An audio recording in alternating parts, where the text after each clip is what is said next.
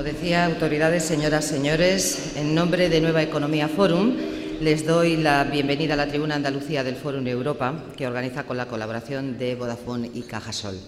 Hoy tenemos la satisfacción de acoger la intervención del consejero de Cultura de la Junta de Andalucía, don Paulino Plata Cánovas, quien será presentado por el expresidente de la Junta de Andalucía, abogado y escritor, don Rafael Escuredo Rodríguez. La tribuna es suya.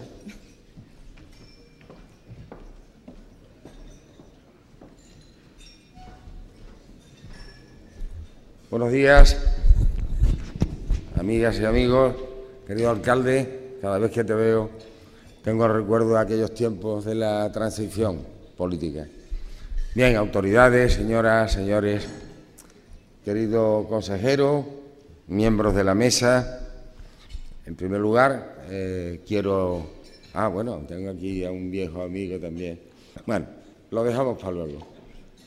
Quiero agradecer a este foro y que me acoja, al tiempo que agradecerle al amigo Paulino Plata el que me llamara por teléfono para que le hiciera la presentación, cosa que...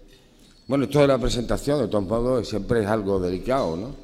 Yo recuerdo la última vez que presenté un libro y una señora que me presentó arrancó diciendo: el libro no me ha gustado, no me interesa nada. Es decir, que este tipo de cosas...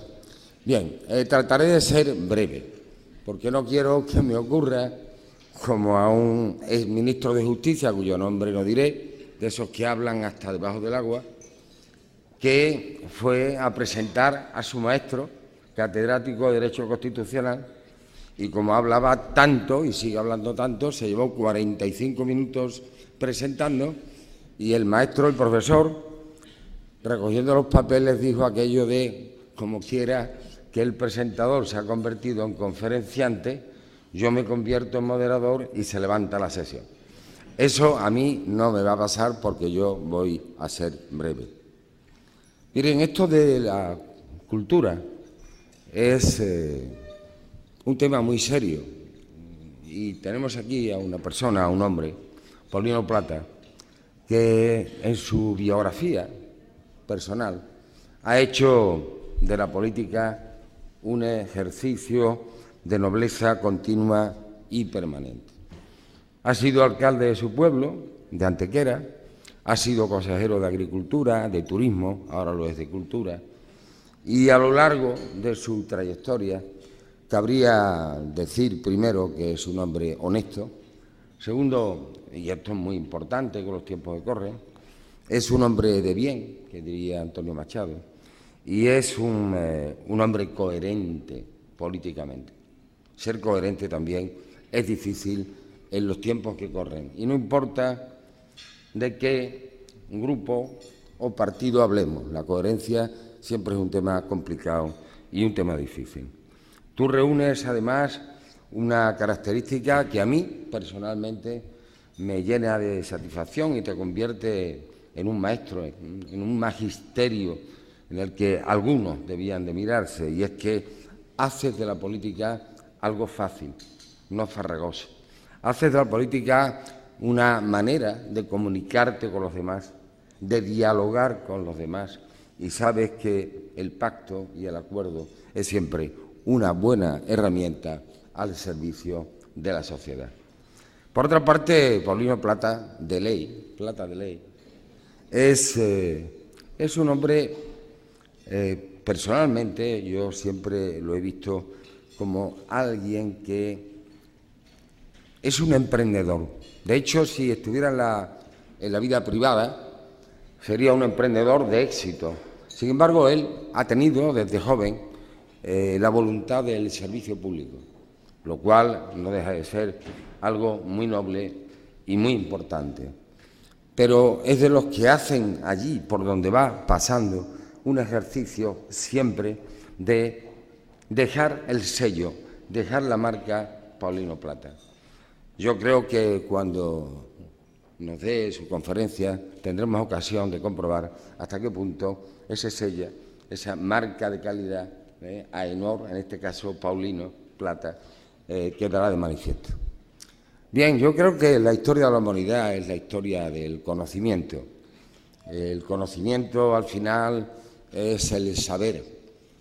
Y el saber ya no es algo que le pertenezca en exclusiva a la universidad.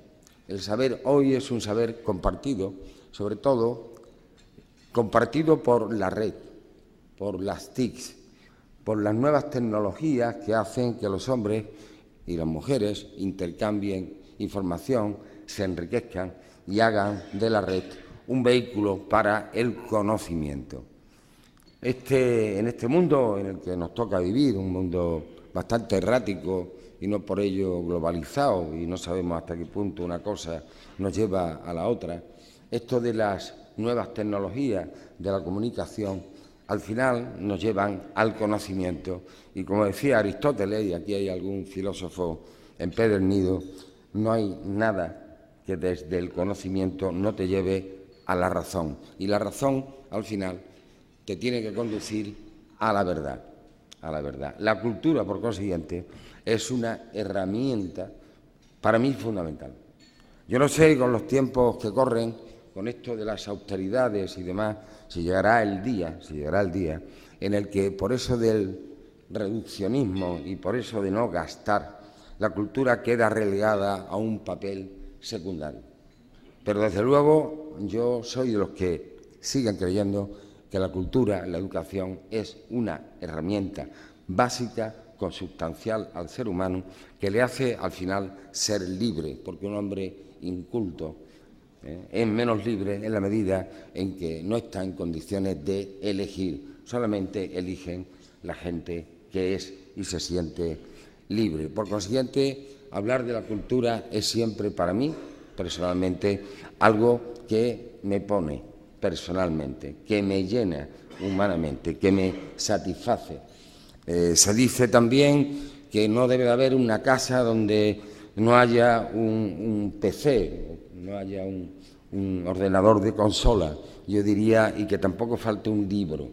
Es decir, que vale con las TICs, pero vale también con eso de los libros. Y para ir terminando, porque la conferencia la da él y no yo, para ir terminando les diré que hay una estrofa del himno de Andalucía que dice: hombres de luz, hablando de los andaluces, hombres de luz que a los hombres, alma de hombres les dimos. Y en un mundo en el que Internet, en esta cuenca del Mediterráneo, ha conseguido que miles y miles de personas quieran ser como nosotros, a pesar de la suspicacia y de algunos discursos con perfiles negativos, y al final no se dan cuenta de que la gente pelea y lucha porque quiere ser como nosotros, quiere ser libre, quiere ser, en definitiva, disfrutar de la democracia. Y no es una tarea fácil. Y convendría decir que ese también es un motivo para la esperanza. Hombres de luz, que a los hombres, alma de hombres les dimos. En definitiva, yo creo que en Román Paladino lo que se quiere decir es que hombres de razón, que sean capaces de tener corazón para luchar, para trabajar y, en definitiva, para desarrollar las actividades de la cosa pública o de la cosa privada. Falta alma y corazón en la política. Y la verdad y la razón no deben, aunque la verdad no es un concepto unívoco, eso queda para la ciencia, la verdad siempre es un concepto repartido, no por ello debe de ser algo que vaya de la mano de los hechos. Los hechos son y forman parte de la verdad. Bien, Paulino, yo te deseo toda suerte de éxito. Sé que eres una persona, además, con un carácter que te permite mirar siempre la vida desde el optimismo. Y como además eres una persona con mucho corazón, con alma, que falta en la política española y en la política andaluza, y como no eres uno de los que se casan con la mentira, ni siquiera dicen verdades a medias, pues yo desde aquí te saludo, te abrazo y te deseo todo lo mejor. Muchas gracias, señoras y señores, por su atención.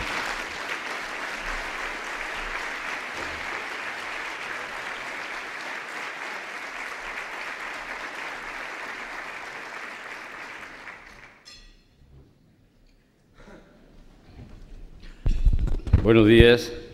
Muchas gracias a Forum Europa y a sus patrocinadores. Es la primera vez que voy a hablar, le decía al representante de Vodafone, y que Vodafone va a pagar.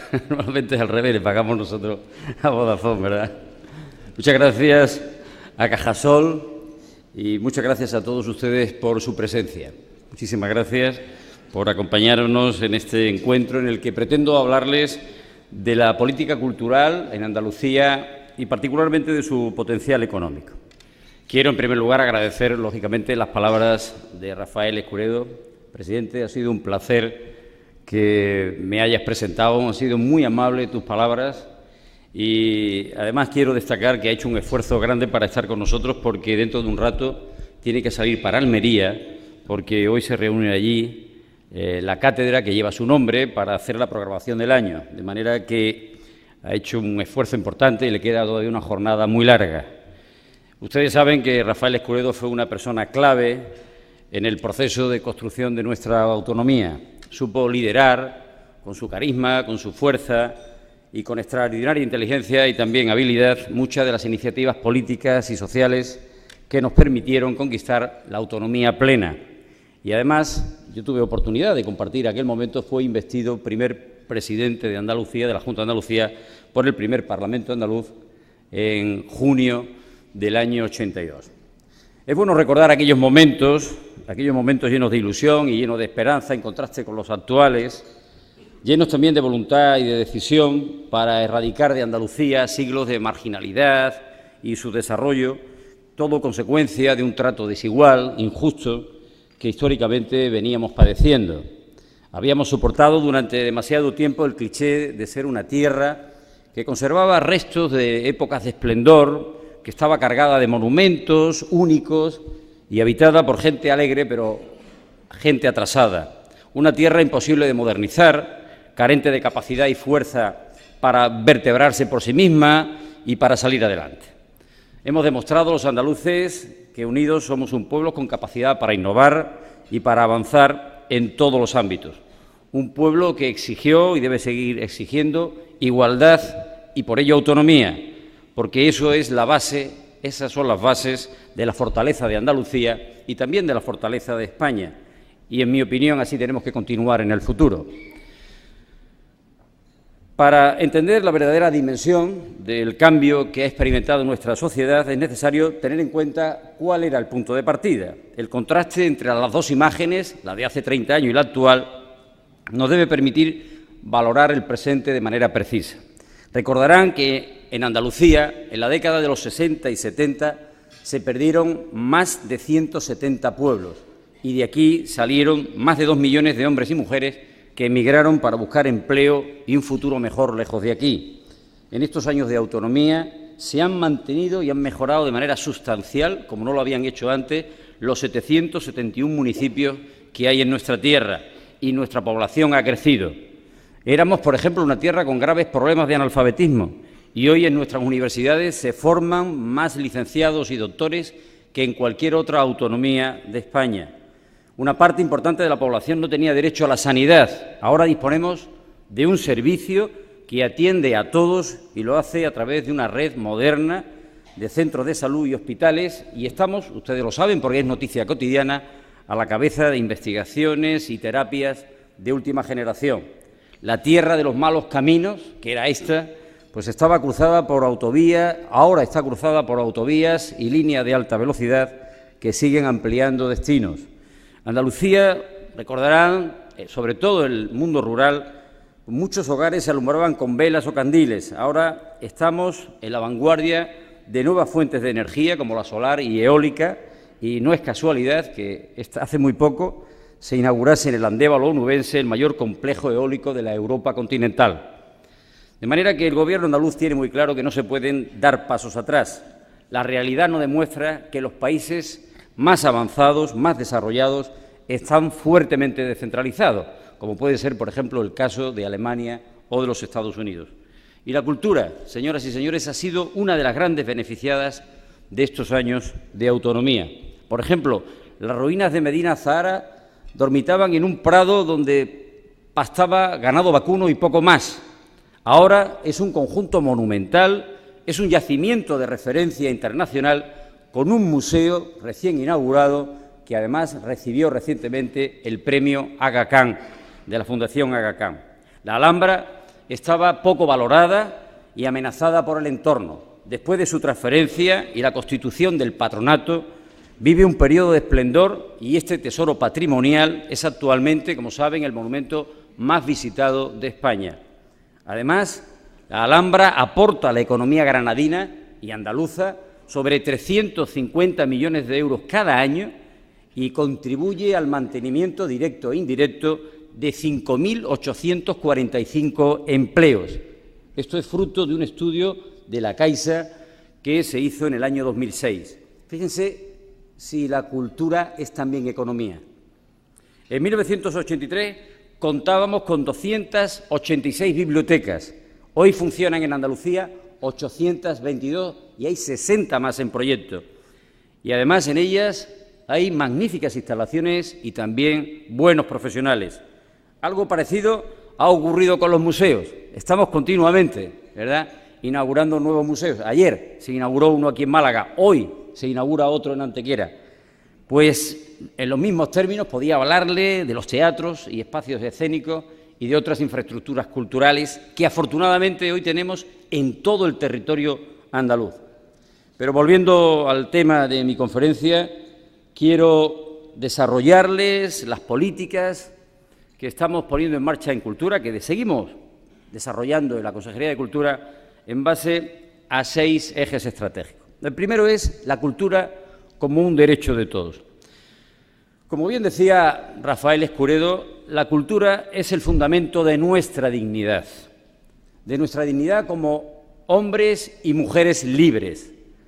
Nos hace asumir mejor quiénes somos, cuáles son los principios sobre los que sustentamos nuestra sociedad en la historia y nos muestra cuáles son las potencialidades del futuro. La cultura nos proporciona el impulso para mejorar nuestro conocimiento del mundo y tiene unas implicaciones económicas y sociales de primer orden. La cultura es un derecho por el que las instituciones públicas deben velar. Trabajamos para que esto sea efectivo en todos los rincones de Andalucía. El derecho a la cultura también comprende el derecho a la creación. Necesitamos a los creadores. Debemos ampliar las vías para que la expresión artística se pueda manifestar. Debemos facilitar que el poderoso espíritu creativo de nuestra tierra pueda materializarse en obras y productos culturales. Otra manera de entender también el derecho a la cultura es hacer más accesibles nuestros museos y colecciones. Por un lado, eliminando las barreras que impidan una total movilidad y, por otro, favoreciendo la comprensión de ese patrimonio mediante instrumentos de interpretación. Estamos publicando guías breves de apoyo a la visita y vamos a poner en marcha un sistema de audio-videoguías que permitan adaptar la información a cualquier lengua, incluso a la lengua de signos. Para lograrlo estamos, como es lógico, apoyándonos en las posibilidades que nos ofrecen las nuevas tecnologías. Proponemos también visitas virtuales a nuestros museos y colecciones, con recorridos atractivos y sugerentes, para que se puedan realizar incluso desde los propios hogares, para llevar estas propuestas a los ciudadanos y que de ahí se deriven visitas para nuestras instituciones patrimoniales. Con la idea de seguir dando pasos en la divulgación del patrimonio, estamos creando la marca de calidad Museos de Andalucía.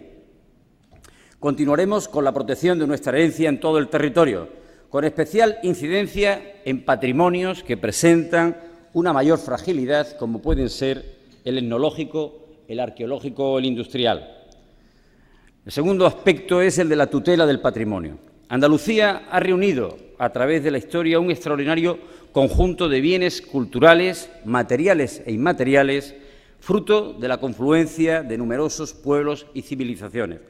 Estos bienes podemos encontrarlos en cualquier rincón de nuestra geografía y son testigo y expresión de nuestra historia.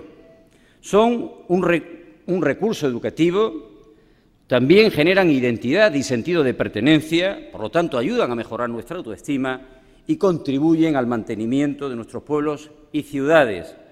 También resultan de gran atractivo para el turismo y son, por lo tanto, una oportunidad para nuestra economía. Andalucía tiene y ha demostrado un enorme compromiso con la tutela del patrimonio, promoviendo la investigación para profundizar en su conocimiento, atendiendo su restauración, conservación y divulgación.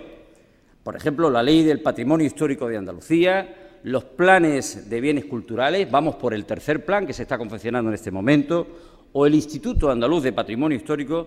Por cierto, queremos ubicar aquí en Málaga una nueva sede estable del Instituto de Patrimonio Histórico en el Convento de la Trinidad, que va a ayudar a la conservación del patrimonio, no solo malagueño, sino de toda Andalucía, y que va a ser también una fuente de empleo y de bienestar para muchos malagueños.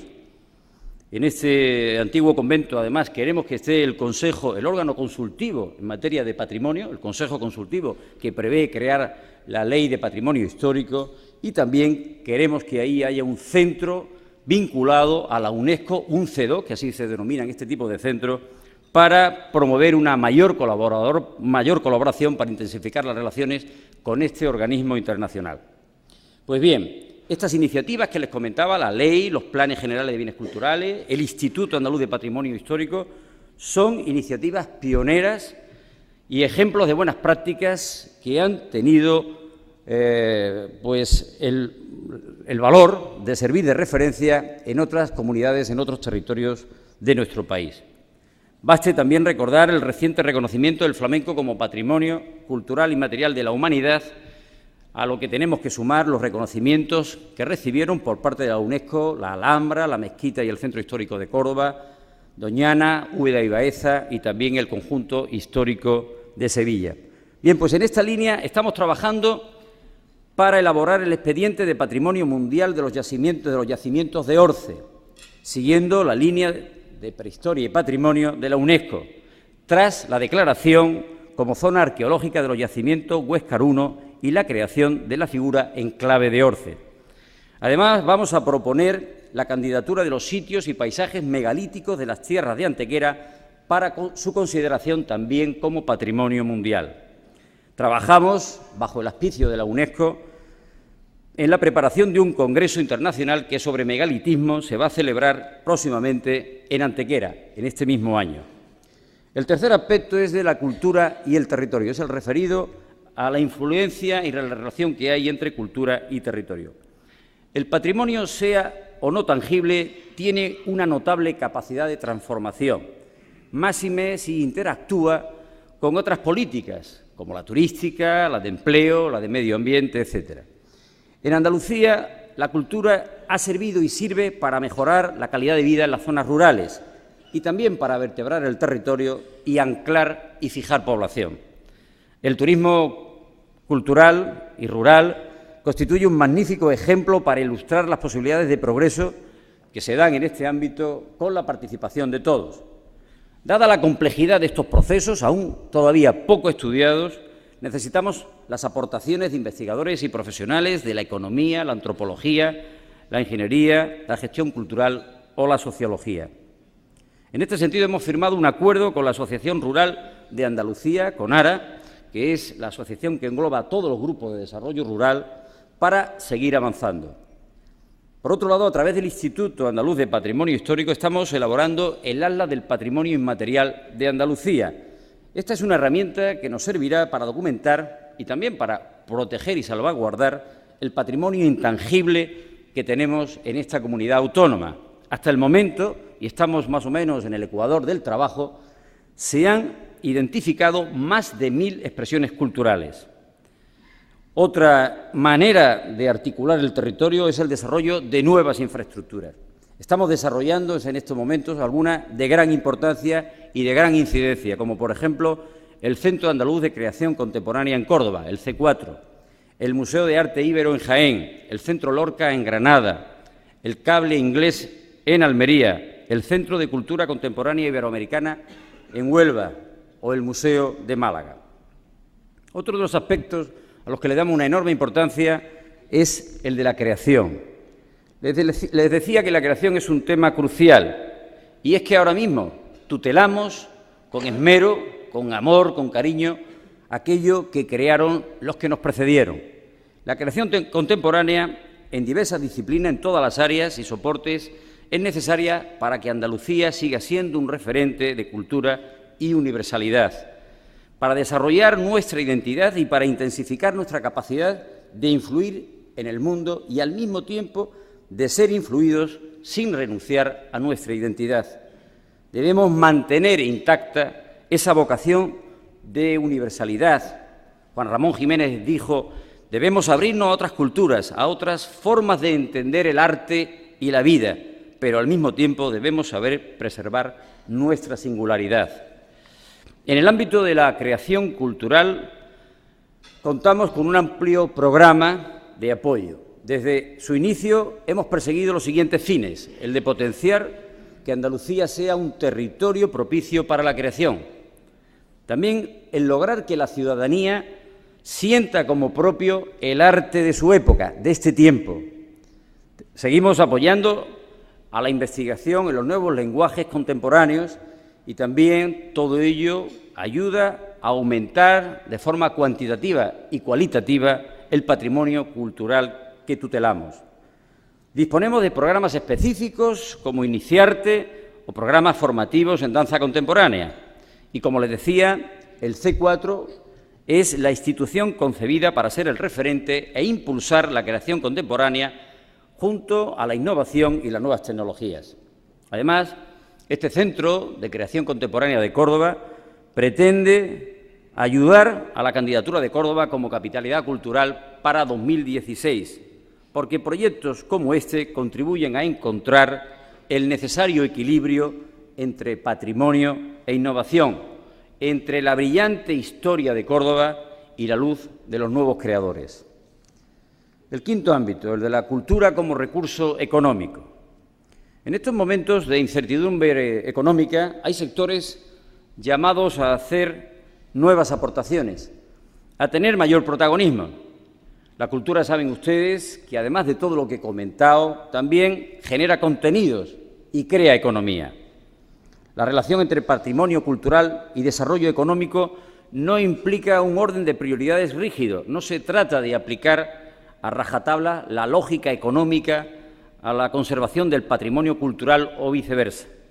Pero lo que tenemos muy claro, pese a la coyuntura actual, es que la tutela y valorización del patrimonio sigue siendo una apuesta económica conveniente. Las tendencias de la sociedad europea a largo plazo son de aumento de la esperanza de vida, de mayor disponibilidad de tiempo de ocio y mayores niveles de formación. Todo ello derivará en una especialización de la demanda cultural, de la demanda de bienes y servicios culturales de todo tipo, con un creciente peso de la componente tecnológica. De manera que las diferentes manifestaciones y servicios culturales conforman un complejo sector con enormes potencialidades de cara a un futuro inmediato, en el que entendemos deben tener un especial protagonismo los jóvenes andaluces. Según datos del avance de la cuenta satélite de la cultura de 2007, este sector está configurado en nuestra tierra por 46.391 empresas. Dan trabajo a unas 120.000 personas y aportan a la comunidad un valor añadido bruto superior a los 4.590 millones de euros. Este es un sector, por otro lado, integrado en su mayor parte por pequeñas y medianas empresas que constituyen un fuerte tejido socioeconómico y que a menudo hacen uso de las nuevas tecnologías.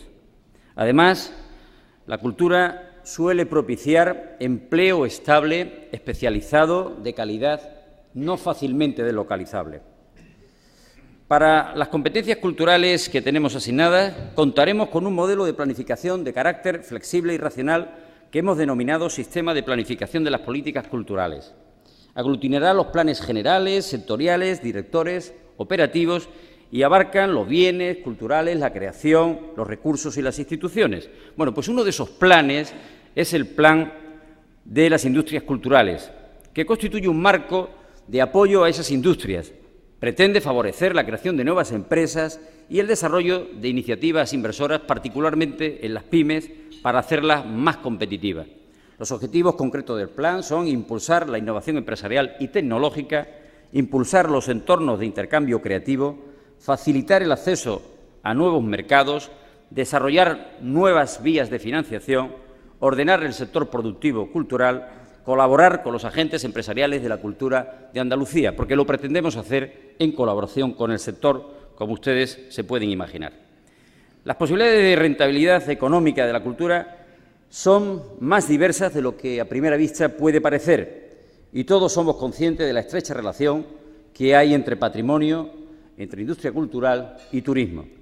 Permítame profundizar en este asunto, en el del turismo cultural. En 2009 generó en Andalucía unos ingresos de 2.900 millones de euros, lo que nos permite apreciar la importancia que tiene. La encuesta de coyuntura turística de Andalucía nos dice que casi el 30% de los turistas que recibimos en ese año, en 2009, tenían como motivación principal nuestros monumentos y museos o la asistencia a festivales y acontecimientos culturales.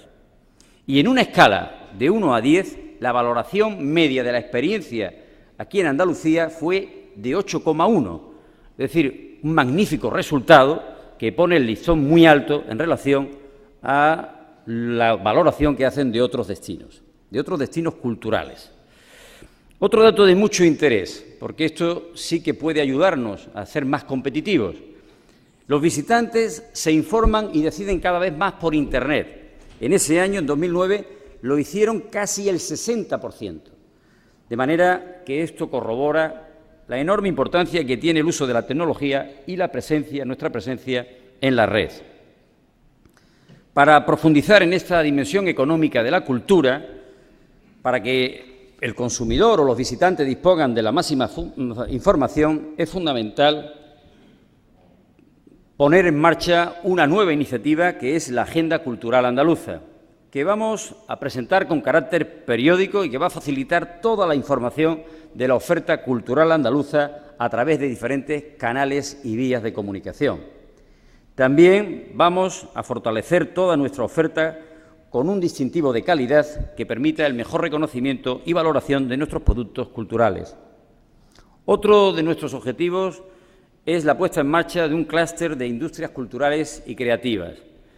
Este es un proyecto para constituir una agrupación de empresas, más instituciones y otras entidades con vocación de crecer y expandirse, dispuestas a salir de sus mercados convencionales para explorar nuevos productos y servicios con interés de establecer alianzas y optimizar sus modelos de negocio.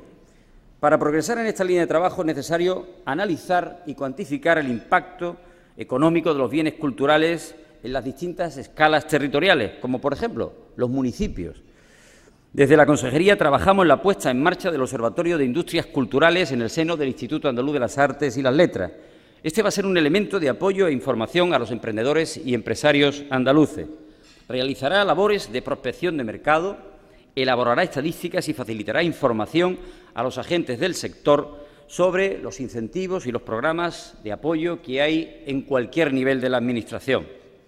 Otra línea de actualización, otra línea en la que estamos trabajando para darle más vigor y vitalidad, por ejemplo, al cine, es incentivar la digitalización, la incorporación de la última tecnología en la sala de exhibición cinematográfica, tanto en las privadas como también en las públicas.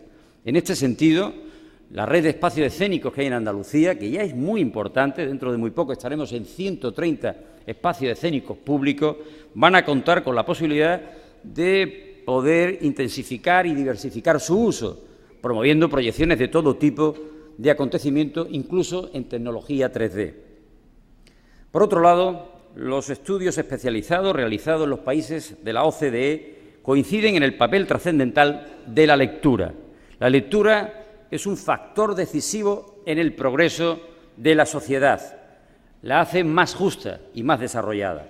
Los datos y estudios realizados en Andalucía por el Observatorio de la Lectura muestran que todavía tenemos una situación deficitaria y un desfase en relación a la media española. Estamos en 4,4 puntos por debajo de la media nacional, sin duda debido a causas históricas que arrastramos desde hace siglos. Permítame en este sentido un curioso dato.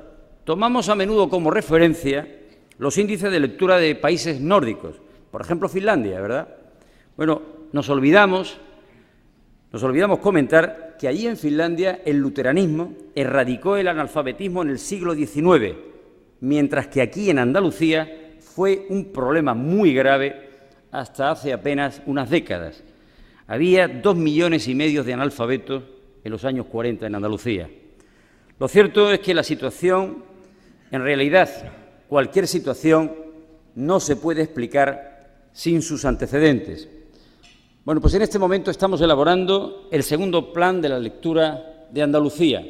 Será por primera vez un plan compartido entre 4 consejerías y deseamos que nos permita profundizar en la colaboración con las universidades y otras entidades e instituciones públicas y privadas interesadas en el mismo objetivo.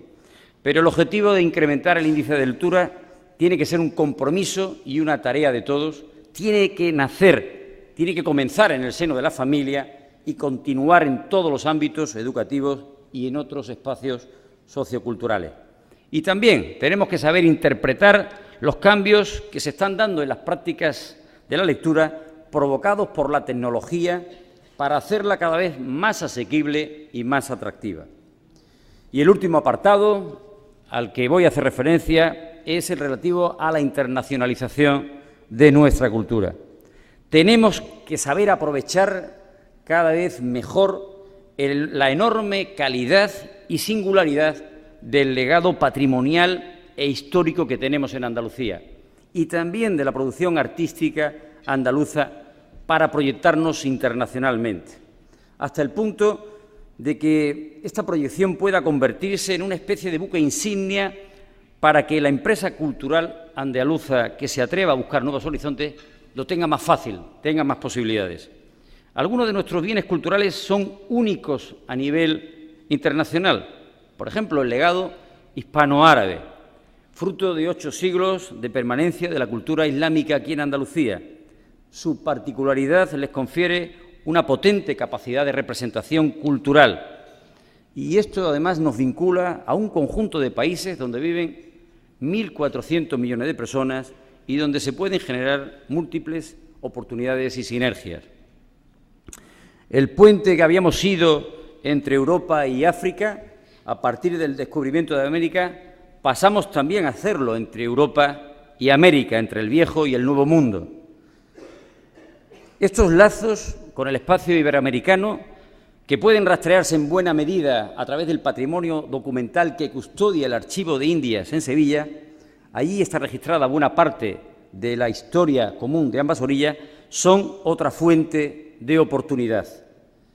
Además, así, diferentes corrientes artísticas, como el mudéjar, el renacimiento, el barroco, que dejaron huella aquí en Andalucía, luego se llevarían a América, donde en muchos casos han sido reconocidas como patrimonio de la humanidad. Esta es una fuente de oportunidad extraordinariamente importante para nuestra tierra, la del legado americano. Además de estos 2 grandes ejes de proyección internacional, hay un elemento que se constituye por derecho propio como el gran embajador cultural de Andalucía y también de España en el mundo, el flamenco. Una condición que ha visto reforzada con la reciente inclusión del flamenco en la lista de Patrimonio Cultural Inmaterial de la Humanidad de la UNESCO. Ahora estamos embarcados en la elaboración de un libro blanco del flamenco que nos ayude a diseñar una planificación estratégica para el sector. Este será un elemento que potenciará aún más esa visión internacional o esa presencia internacional del flamenco. Para terminar, les diré que hemos declarado 2011 como autor del año en 2011 a don Francisco Giner de los Ríos, una figura altamente simbólica. El pedagogo y ensayista rondeño defendía que la educación y la cultura eran el único medio para formar a un hombre nuevo. Pues saben que el compromiso del Gobierno andaluz y particularmente de su presidente, de Pepe Griñán, es el de apoyar decididamente la educación y la cultura, para que Andalucía sea un territorio en el que seguir creciendo juntos. De manera que para seguir avanzando, de manera personal y colectiva, para seguir avanzando en la historia y en la vida, es por lo que desarrollamos esta política cultural. Nada más y muchas gracias.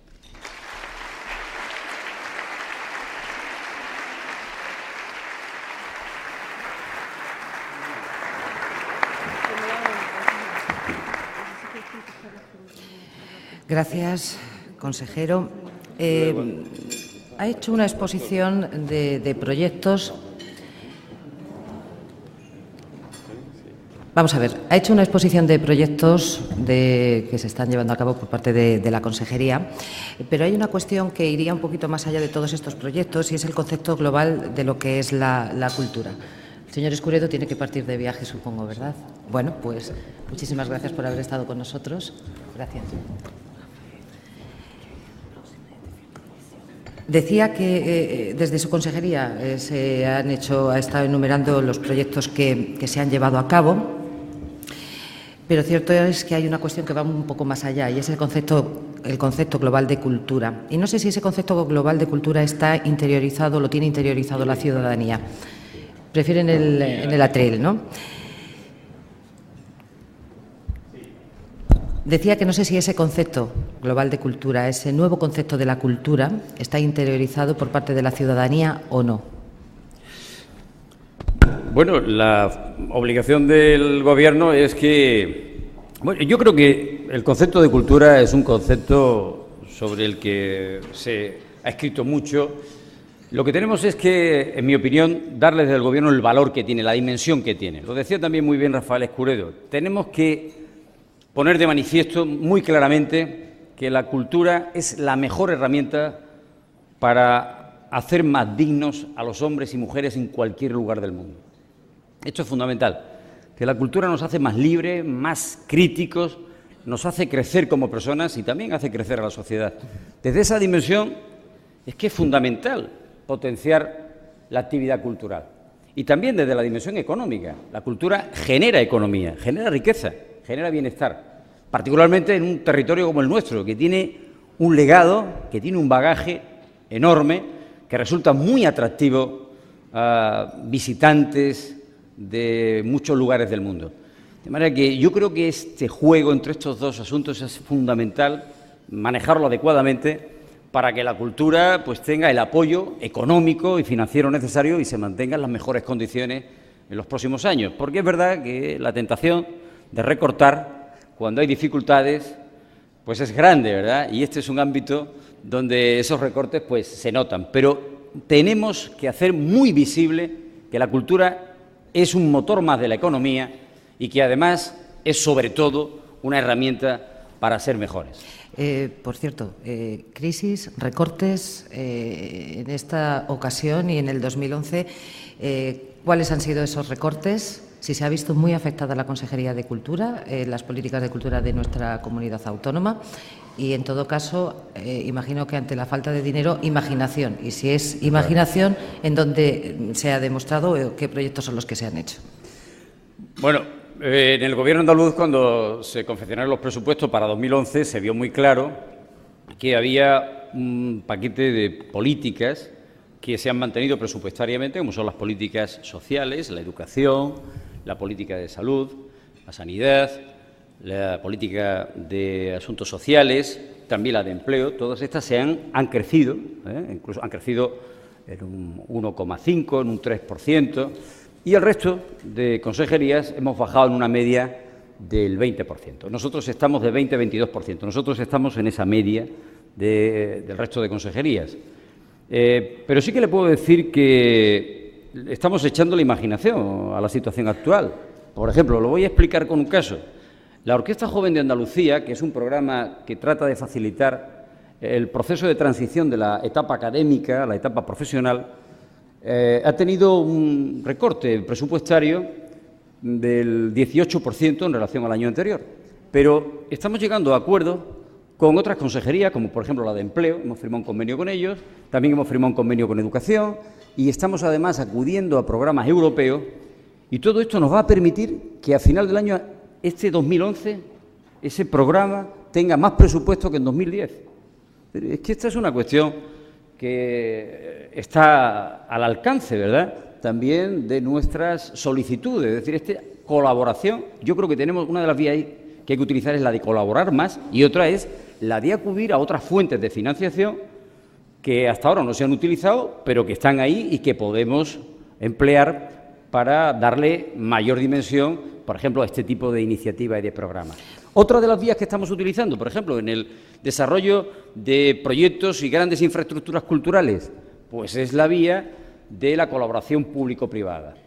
Es otra de las maneras que estamos poniendo en marcha, estamos explorando, para desarrollar, por ejemplo, los auditorios que teníamos previsto, el de Málaga y el de Granada, también para poner en funcionamiento otro proyecto, que es el de la Sinagoga de Córdoba o el del Banco de España, que estamos desarrollando en Huelva. Lo primero que se hace para desarrollar por esta vía estas iniciativas es hacer un estudio de viabilidad económica. Es cierto que esos proyectos en un principio no se concibieron con este modelo, pero tenemos que ser capaces, ¿verdad?, de evolucionar hacia esta vía, hacia este camino, porque de esa manera es perfectamente abordable el desarrollo de todas estas iniciativas. No tiene por qué decaer ninguna de ellas.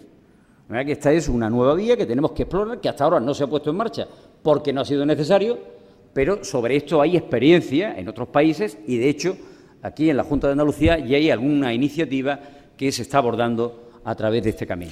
Porque la receptividad de la iniciativa privada, ¿cómo está siendo? Yo he visto en algunas informaciones que ha hecho un llamamiento en algún momento, precisamente apelando a esa implicación, ¿no?, del empresariado en materia de cultura.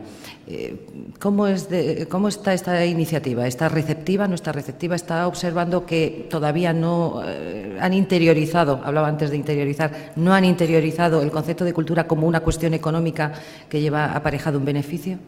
Bueno, hay muchísimas empresas culturales en Andalucía que tienen muy claro que este es un espacio de oportunidad y están haciendo cosas desde hace ya muchos años. Es verdad, ahora como todo el mundo empresarial, pues lo está haciendo con más dificultades, con más problemas, entre otras cosas porque es difícil el crédito, pero yo sí que le puedo decir que lo que estamos intentando es abrirle también nuevas vías a las empresas a través, por ejemplo, de esos fondos para pymes, fondos sin personalidad jurídica, que tienen recursos, que son créditos en condiciones ventajosas, sobre todo de tiempo, y que nos permiten acompañar a las empresas culturales y creativas en sus procesos de consolidación y de expansión.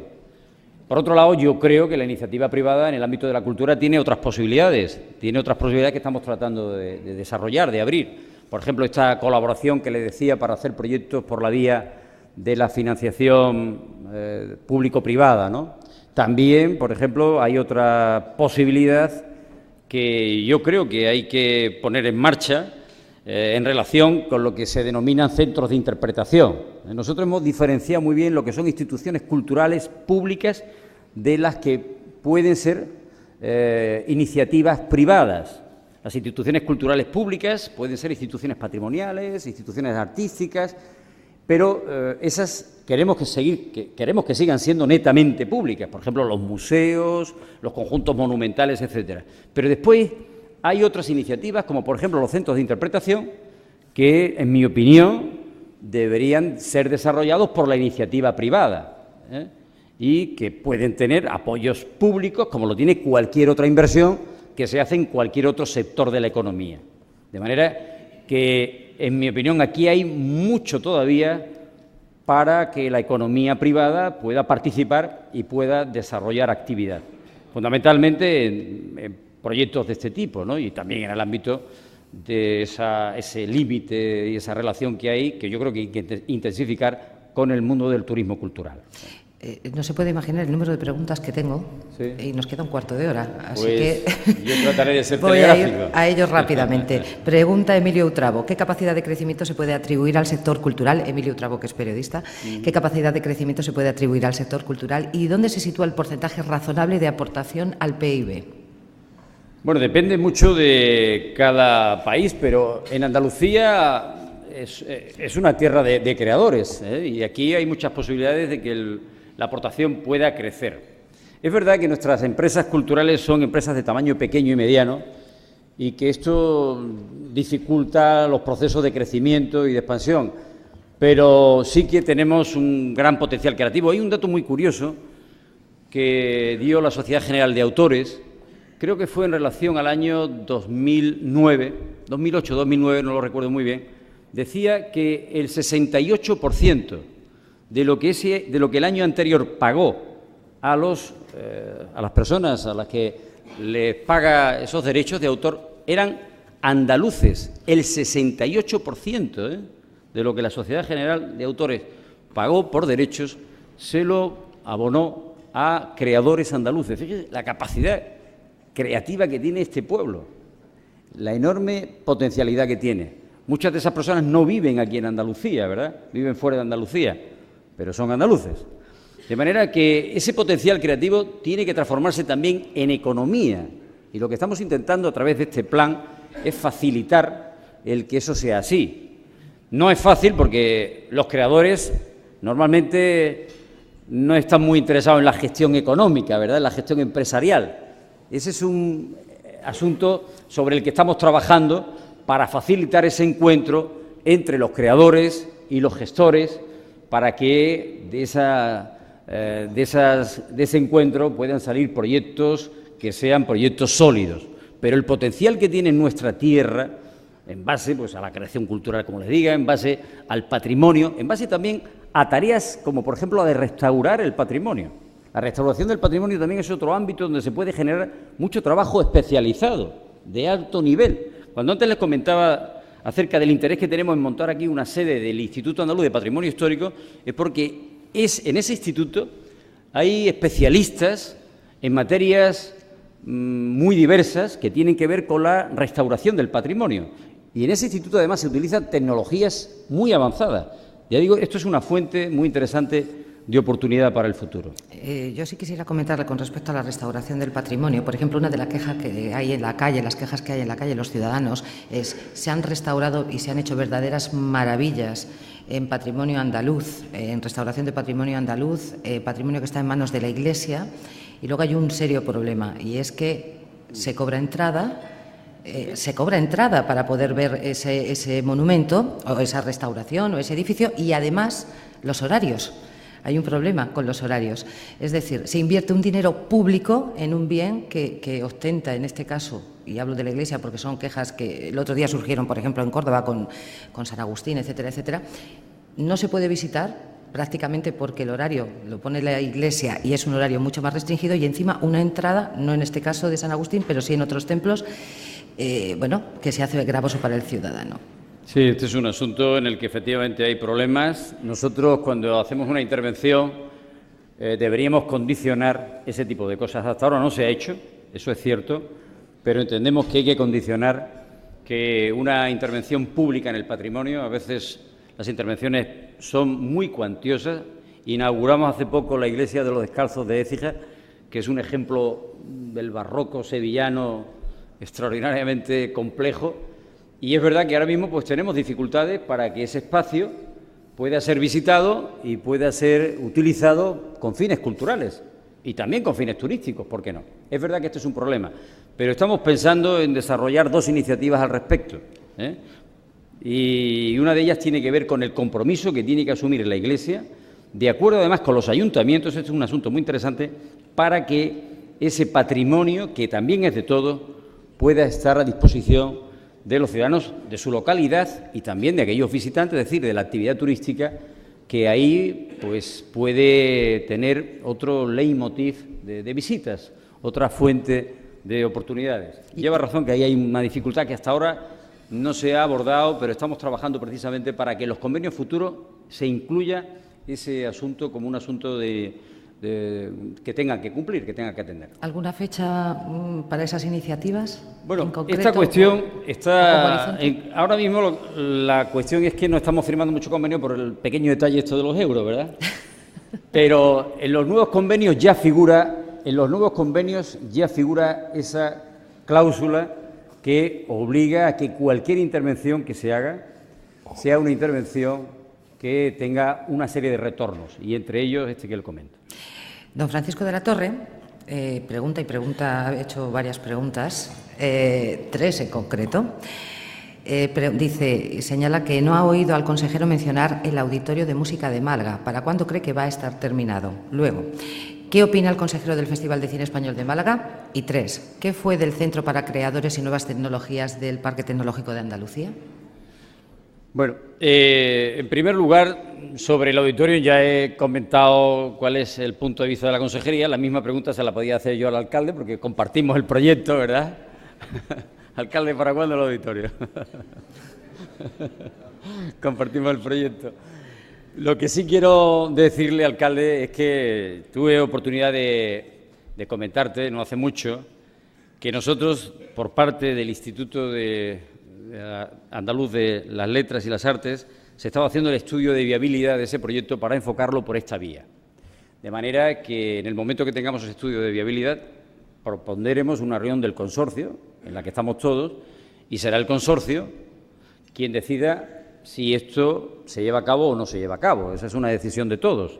De manera que nosotros aportaremos nuestra idea. Yo estoy encantado de recibir ideas y aportaciones de otros. Pero yo creo que si no es por esta vía, no es un proyecto abordable a corto plazo, tendrá que esperar algo más de tiempo. Pero esta es, en mi opinión, una magnífica solución que puede resolver todas las dificultades y que nos permitiría mantener razonablemente las expectativas en cuanto a los tiempos que había establecido.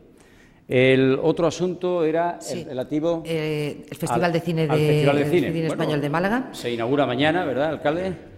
Y estaremos allí, estamos acompañando al festival, estamos dispuestos a participar. Bueno, participamos económicamente de una manera discreta, ¿verdad?, en el festival. Pero si lo que pregunta el alcalde es por la presencia de la Junta en el patronato... A ver. ¿Qué opina el consejero del Festival de Cine Español de Málaga? Yo el festival lo veo como un festival que se ha consolidado, veo que es un festival muy importante para el cine español, para el conjunto del cine español. Creo que es un festival que tiene ya mucho prestigio y yo, desde luego, encantado de que siga marchando. Entendí que a lo mejor el alcalde estaba planteando la posible participación de la Junta de Andalucía en el órgano de gestión del festival. Bueno, y esa es una cuestión también sobre la que hemos hablado. Estaríamos dispuestos a participar siempre que conozcamos la realidad de la gestión de ese órgano que no conocemos ahora mismo. Nosotros sí que contribuimos financieramente, pero no participamos directamente en la gestión. Voy a decirle la tercera pregunta para que el alcalde no se enfade. La voy a decir con todos... La voy a repetir una vez más, ya son tres. ¿Qué fue del Centro para Creadores y Nuevas Tecnologías del Parque Tecnológico de Andalucía? Bueno, este es un centro que hemos reconsiderado porque el diseño que había previsto era una residencia. Entonces, claro, en la situación económica actual no entendíamos que era prioritario el desarrollar ahí una residencia para nuevos creadores. Eso es más bien hostelería, ¿verdad? No nos corresponde a nosotros. De manera que lo que nosotros estamos es por apoyar la creación contemporánea a través de otra serie de iniciativas y de líneas, algunas de las cuales he comentado, pero no parecía razonable invertir un volumen de recursos bastante importante en esa residencia, que era el Centro de Nuevos Creadores, de manera que ese no es un proyecto que esté ahora entre nuestras prioridades.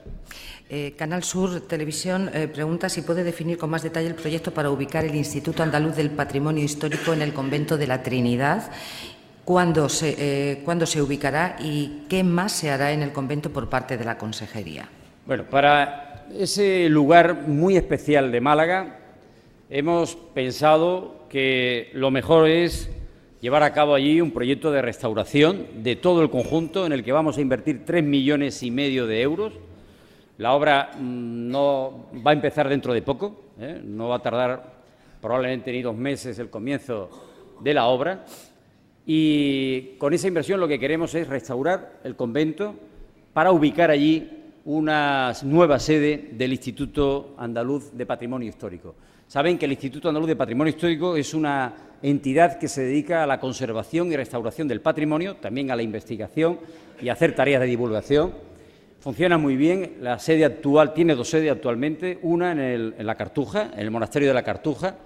Yo les animo a que la visiten porque van a ver los magníficos especialistas que hay allí, y allí se hacen intervenciones sobre todo tipo de bienes del patrimonio, fundamentalmente mueble, del patrimonio mueble, aunque también el Instituto hace restauraciones en el patrimonio inmueble. Por ejemplo, la restauración de la Capilla de San Telmo, que es una joya del barroco sevillano, la ha hecho, es una intervención del Instituto Andaluz de Patrimonio Histórico y es una verdadera joya que también les animo a que puedan disfrutar. Bien, pues lo que pretendemos es ubicar aquí otra nueva sede. Les decía que hay una en Sevilla, otra en Cádiz. La de Cádiz se dedica al patrimonio subacuático, porque el Golfo de Cádiz es probablemente el lugar del mundo donde hay una concentración mayor de pecios. Se calcula que hay más de 800 pecios en ese fondo marino.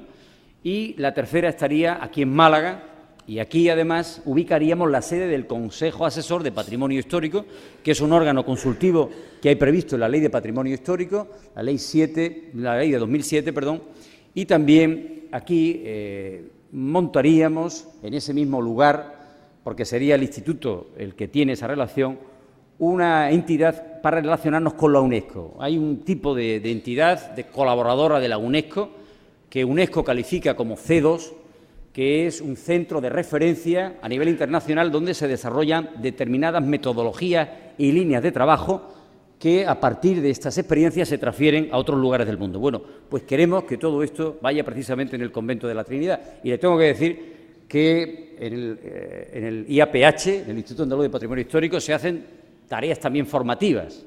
Y además, últimamente hemos conseguido que este centro, el IAPH, sea calificado como agente tecnológico. Es un centro de investigación. Y estamos concurriendo con proyectos de investigación a todas las líneas de innovación y de investigación que hay previstas, tanto por parte de la Junta de Andalucía, las convocatorias de la Junta de Andalucía, como también a convocatorias de Madrid.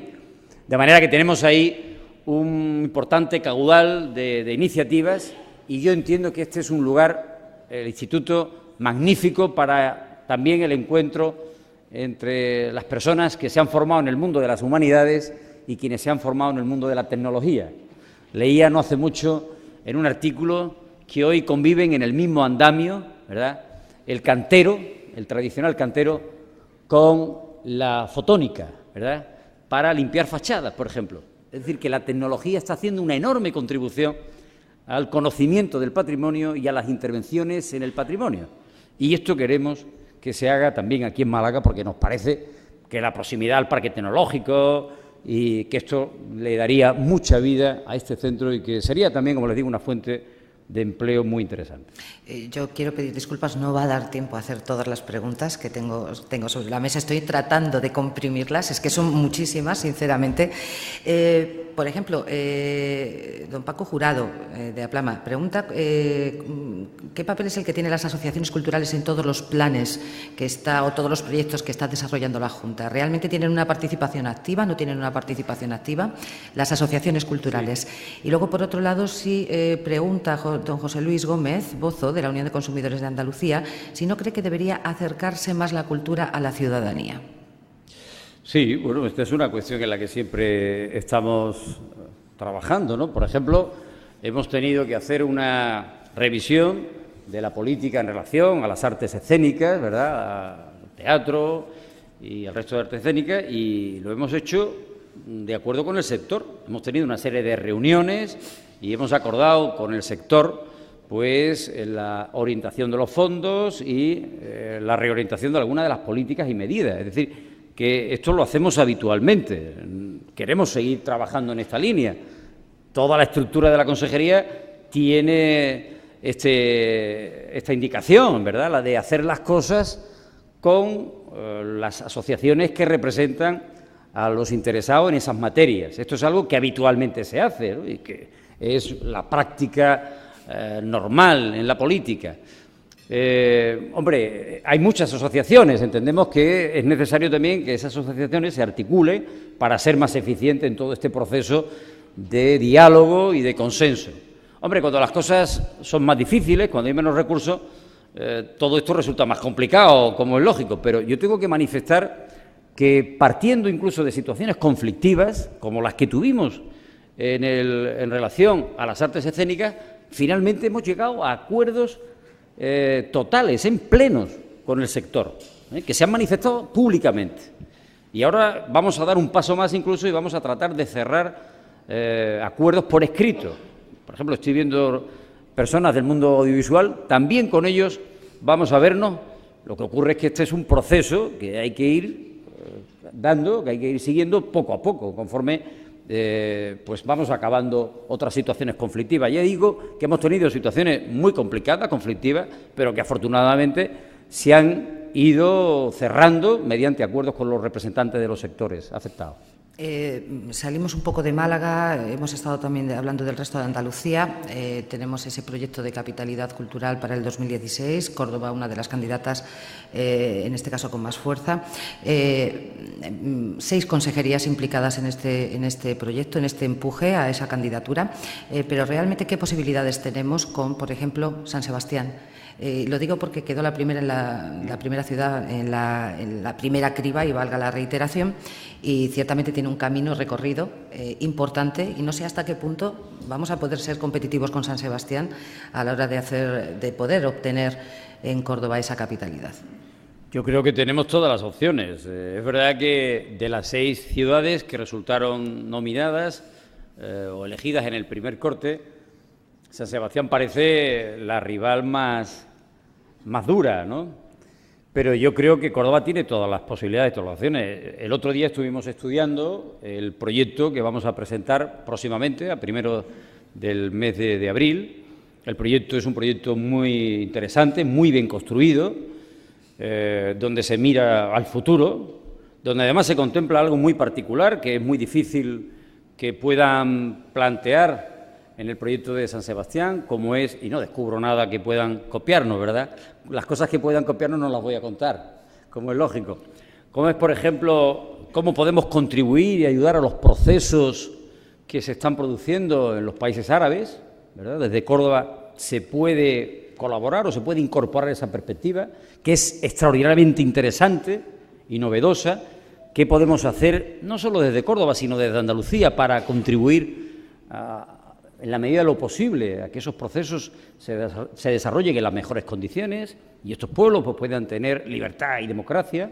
Yo creo que esa es una componente nueva de actualidad, y después hay muchísimas ideas y otras contribuciones que han enriquecido notablemente el proyecto. Formamos un grupo de 20 especialistas, la mayor parte de ellos de la Consejería de Cultura, para proponer nuevas ideas y para enriquecer el proyecto inicial, y creo que ha quedado un proyecto muy potente, muy potente. Ahora queda todo lo relativo a las visitas que estuvimos planificando y a la presentación del proyecto el próximo 27 de junio en Madrid, en el Museo del Vestido, y vamos a ver si vestimos bien esa parte final del proyecto, porque yo creo que Córdoba tiene todas las posibilidades y, desde luego, lo que sí queremos es que el proyecto a Capital Cultural 2016 sea el proyecto de los 8.400.000 andaluces, para así darle todavía más potencia a Córdoba en sus opciones a hacer capital cultural.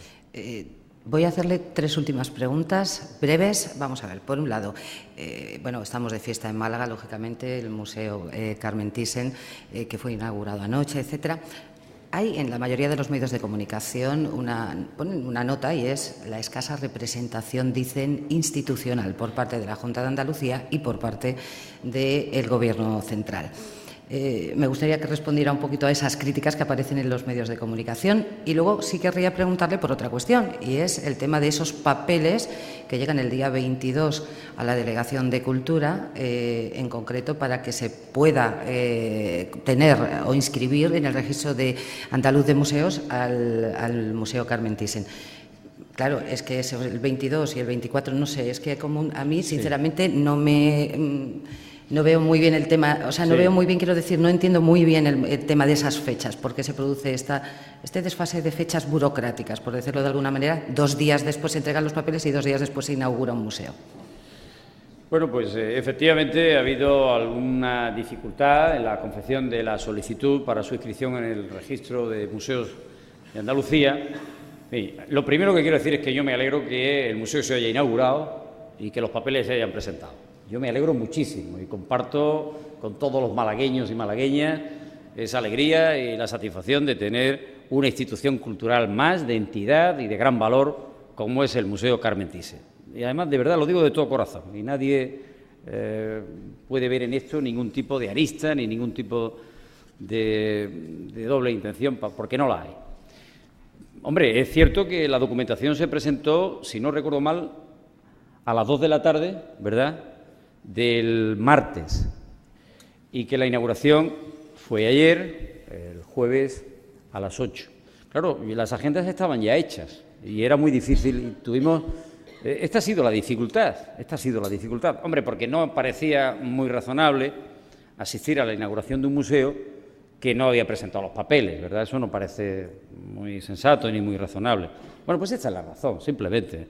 Pero, desde luego, desde la Junta nos alegramos que el museo se haya puesto en marcha, que tenga mucho éxito, colaboraremos. Nos habría encantado haber dispuesto de más tiempo, ¿verdad?, para poder haber ordenado mejor todo, pero no ha sido posible. Imagino que habrán tenido dificultades en la confección del expediente porque es un expediente complejo y nada más. Pero, desde luego, hombre, representación institucional estuve yo, nada. Bueno, de manera... Bueno, para finalizar yo, una pregunta que me ha resultado muy curiosa y simpática, y no sé si es de alguien que le quiere mucho o de alguien que no le quiere nada, y ahora lo va a entender. ¿Cómo el PSOE andaluz no le propone para la presidencia de la Junta en las próximas elecciones andaluzas? Bueno, no me quiere nada. Muchas gracias, José María. Ha contestado por mí, José María. Pues, consejero, muchísimas gracias. Y en esta ocasión va a ser don Javier Álvarez, director territorial de Vodafone, quien va a clausurar este acto.